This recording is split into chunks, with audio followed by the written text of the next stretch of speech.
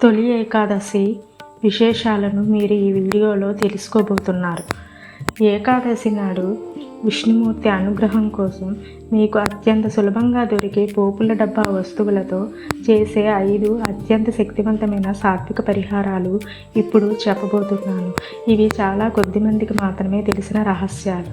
ఇవి తొలి ఏకాదశి స్పెషల్ రహస్యాలు. ఈ వీడియోలో 5 రహస్యాలు.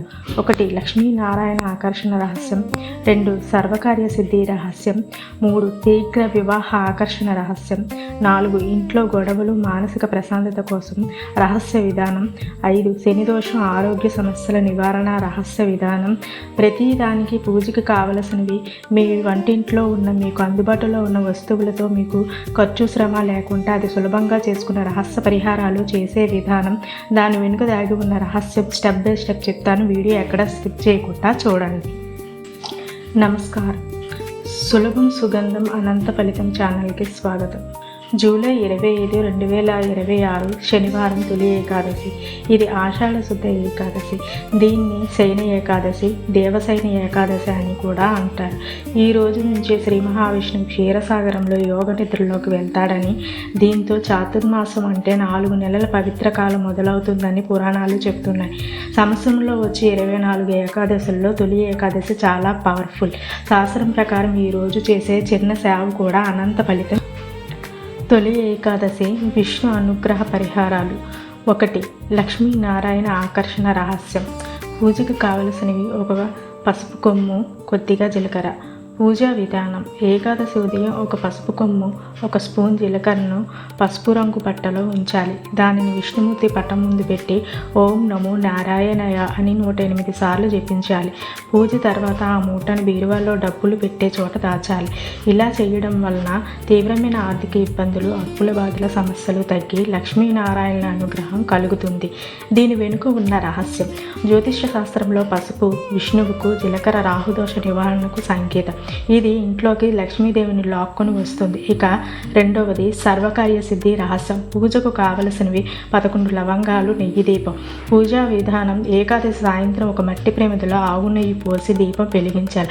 ఆ వెలుగుతున్న దీపంలో 11 లవంగాలు మొక్కలు విరిగినవి కాకుండా చేసి విష్ణు నామాన్ని జపించి వేయాలి. ఇలా చేయడం వల్ల ఉద్యోగంలో ఆటంకాలు, చేస్తున్న దాంట్లో పనుల్లో నిరంతర బ్రేకులు పడటం వల్ల అలాంటి సమస్యలు తీరుతాయి. దీని వెనుక ఉన్న రహస్యం: లవంగాలు కాలినప్పుడు వచ్చే సువాసన మరియు పొగ ఇంట్లో నెగటివ్ ఎనర్జీని పూర్తిగా నాశనం చేస్తాయి.